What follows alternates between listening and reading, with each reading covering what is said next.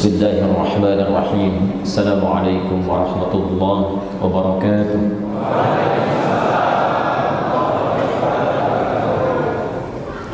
Alhamdulillahilladzi allafa baina qulubina fa asbahna bi ni'matihi ikhwana.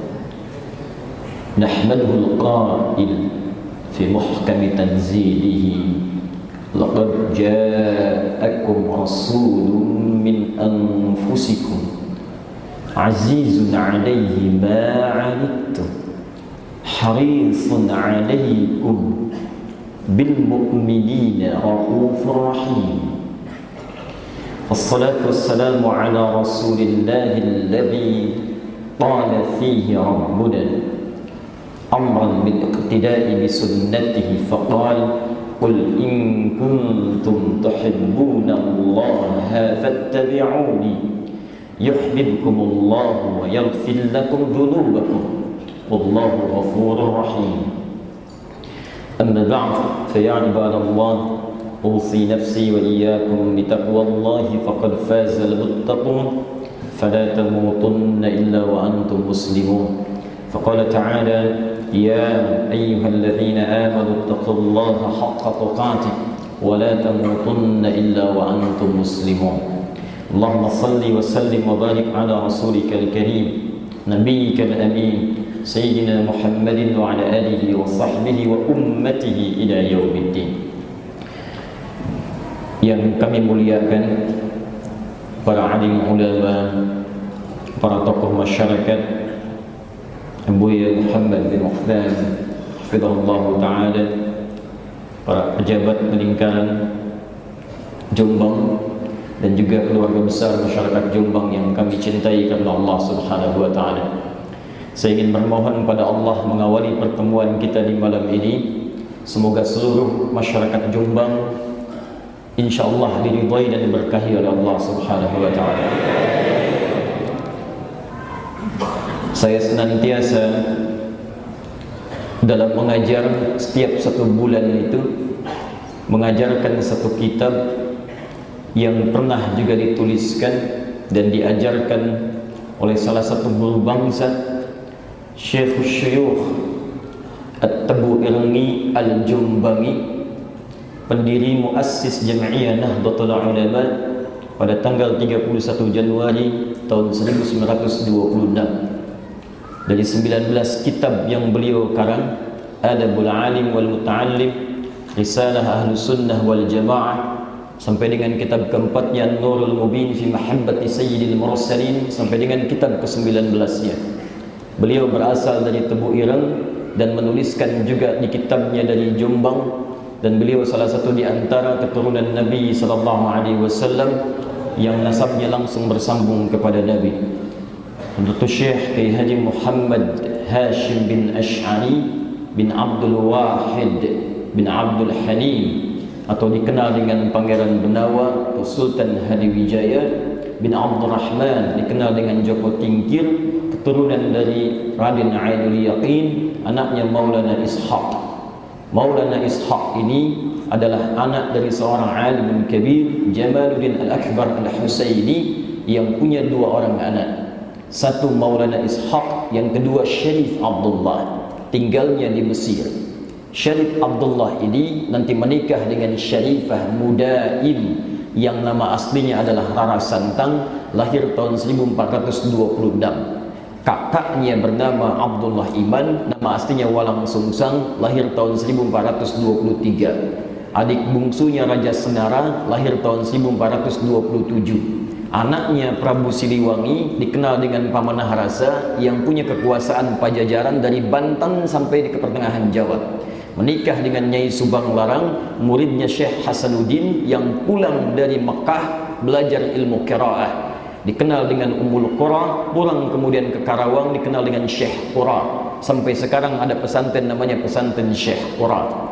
Berkelana kemudian menunaikan Haji Syarifah Mudaim dengan Abdullah Iman ke Mekah, bertemu dengan Syarif Abdullah, menikah dengan Syarif Abdullah, melahirkan anak namanya Syarif Hidayatullah. Syarif Hidayatullah tinggal 20 tahun di Mesir, belajar pada guru-guru di antaranya Syekh Ibnu Athaillah As-Sakandari, penulis kitab Al-Hikam itu yang diabadikan menjadi nama pesantren oleh Allahyarham Kiai Haji Hasim Muzadi. Kemudian pulang ke Nusantara, bertemu dengan kakeknya Prabu Siliwangi, diberikan wilayah di Gunung Jati, dikenal dengan Sunan Gunung Jati. Adapun kakak dari ibunya pulang kemudian diberikan daerah di Lemah Wungkuk. Dulu di situ masyarakatnya berkumpul campuran antara orang Jawa, etnis dari Cina dan juga bagian dari Arab. Kumpulannya disebut dengan caruban. Hobinya kemudian bikin udang, ya, bikin terasi dari udang-udang laut dikenal dengan rebon. Maka dikumpulkan, kemudian dikeringkan, airnya ditepikan, air dengan rebon digabungkan jadi cair rebon dikenal dengan Cirebon. Sampai sekarang daerahnya disebut dengan Cirebon, carubannya bertahan di daerah Lasem. Kalau kita dari Semarang arahnya masuk kemudian ke Demak, kemudian ke Kudus, Kudus ke Pati, Pati ke Rembang, Rembang ke Lasem, masuk Lasem sebelah kiri itu sebelum pondoknya Kiai Haji Abdul Qayyum dikenal dengan Gus Qayyum, itu sebelah kirinya ada ke arah Caruban namanya. Itu carubannya, Cirebonnya ada di wilayah yang berbeda. Kemudian Syarif Hidayatullah melahirkan 7 orang anak setelah pernikahannya. Anak pertamanya itu diutus kemudian ke wilayah Banten untuk mendirikan cabang kesultanan dari Cirebon yang bernama Sultan Maulana Hasanuddin. Diangkat menjadi Sultan Banten tahun 1552. Adapun menantunya yang laki-laki menikah dengan anak perempuannya dikenal dengan Pangeran Fathullah, seorang jenderal besar dari Pasai yang kemudian membantu untuk menaklukkan Portugis di wilayah Sunda Kelapa pada tanggal 22 Juni tahun 1527 bertepatan dengan 10 Ramadan tahun 933 Hijrah. Maka ditaklukkan Portugis, diganti nama dengan nama Al-Quran Fatham Mubina, tabarrukan dengan Quran surah ke-48 ayat yang pertama, Inna fatahna laka fatham mubina.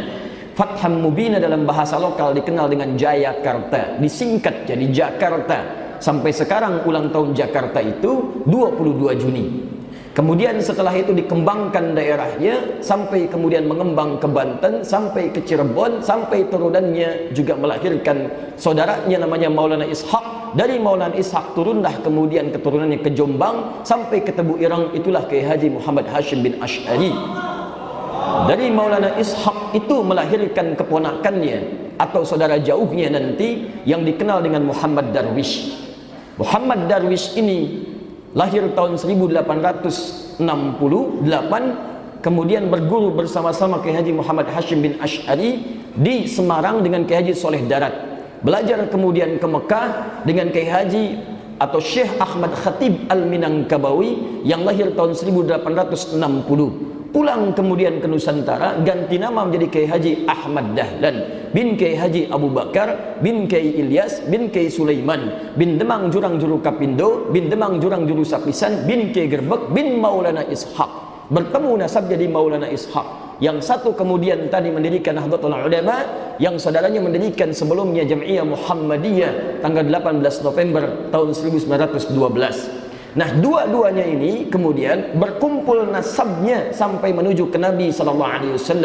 Dari Maulana Ishaq, keturunan dari Jamaluddin Al-Akbar Al-Husaini, dari nanti keturunan Zain Al-Abidin, ya, kemudian keturunan Al-Husain, dari Al-Husain adiknya Al-Hasan. Al-Hasan adalah putranya Sayyidina Ali bin Abi Thalib radhiyallahu taala anhu, suaminya Sayyidah Fatimah Az-Zahra radhiyallahu taala anha, binti Muhammadin sallallahu alaihi wasallam, bin Abdullah bin Abdul Muttalib bin Hashim bin Abdul Manaf bin Qusay bin Murrah bin Kilab bin Ka'ab bin Ghalib bin Fihr bin Malik bin Nadar bin Kinana bin Khuzaimah bin Mudrikah bin Ilyas alaihi salam bin Nizar bin Mudar bin Ma'ad bin Adnan bin Addi bin Adri bin Muqawwam bin Nabur bin Tarikh bin Ya'rub bin Yasjub bin Nabit bin Ismail alaihi salam bin Ibrahim alaihi salam bin Azar atau bin Nabur bin Abir bin Qinan bin Arfakhshad bin Sam bin Nuh alaihi salam bin Mihlail bin Matushala bin Kinan bin Anwas bin Thif bin Adam alaihi salam.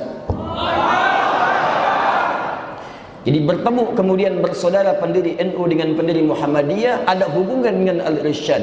Di mana hubungannya? Bertemu dengan di Syekh Ahmad Surkati yang diundang ke Nusantara, datang tahun 1911. 1911 itu undangannya 5 tahun atau 6 tahun setelah pertemuan di wilayah Tanah Abang Krukut, tepatnya kemudian dulu dikenal dengan Jalan Karet, sekarang dikenal dengan Jalan Kiai Haji Mas Mansur.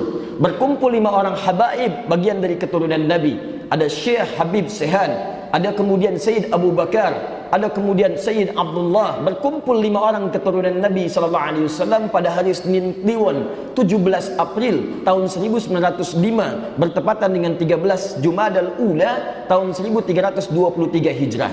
Mereka berkumpul untuk membahas bagaimana bangsa ini bisa bangkit mengalahkan penjajahan Belanda pada saat itu.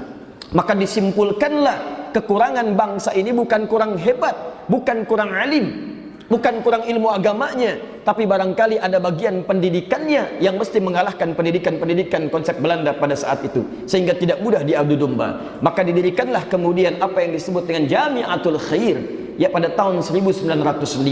Dikumpulkan di situ, 6 tahun kemudian diundang seorang guru yang berasal dari Sudan, namanya Syekh Ahmad Surkati. Ahmad disebutkan sekali dalam Al-Quran surah ke-61 ayat yang ke-6, menunjuk kedekatan kepada Allah Subhanahu wa ta'ala. Sur artinya ahli dalam bahasa Sudan, kati artinya kitab.